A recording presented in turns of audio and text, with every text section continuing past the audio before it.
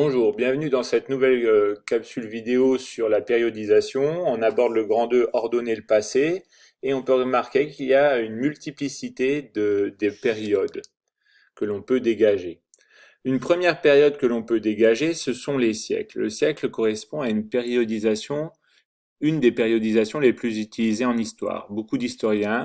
Pour beaucoup d'historiens, un siècle ne correspond pas tout à fait à une centaine d'années. Ainsi, le XIXe siècle est communément admis qu'il se finit en 1914 avec le déclenchement de la Première Guerre mondiale. Mais certains historiens préfèrent fixer la fin du XIXe siècle à 1905, avec la guerre sino-japonaise qui fait entrer pour elle dans le XXe siècle le siècle de la brutalisation de la guerre. Des historiens comme Eric Hobsbawm parlent aussi d'un court XXe siècle, le faisant aller de 1914 à 1989, donc fixant sa fin à la chute du bloc soviétique et à la fin de l'Europe de l'Est. On peut aussi parler des dynasties. En France, trois grandes dynasties, trois grandes familles se sont succédées sur le trône. Les Mérovingiens de 481 à 751, avec Clovis et Childéric III, renversé par Pépin le Bref, le maire du palais, instaurant alors une nouvelle dynastie, les Carolingiens, 751 à 987, de Pépin III jusqu'à Louis V, sans héritier direct.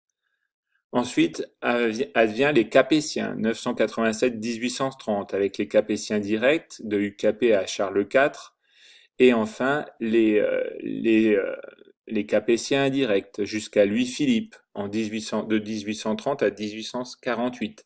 Chaque changement de dynastie correspond à une rupture politique importante dans l'histoire nationale. On peut aussi évoquer les âges.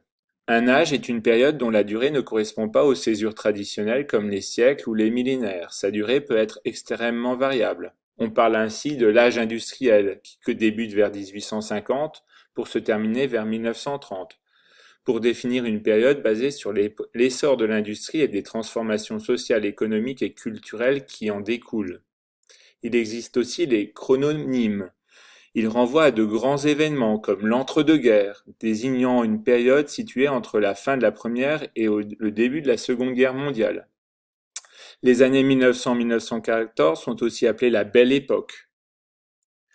Donc il y a aussi les époques, c'est une périodisation historique marquée par des événements importants, une caractéristique, un état des choses. On parle de l'époque des grandes invasions. Enfin, il y a l'ère, cela peut être un espace de temps de longue durée qui commence à un point fixé et déterminé. Par exemple, l'ère musulmane débute avec l'hégire, en 622 lorsque Mahomet est chassé de la Mecque. Il y a l'ère industrielle aussi, qui correspond plus ou moins à la période à l'époque, c'est-à-dire l'époque industrielle.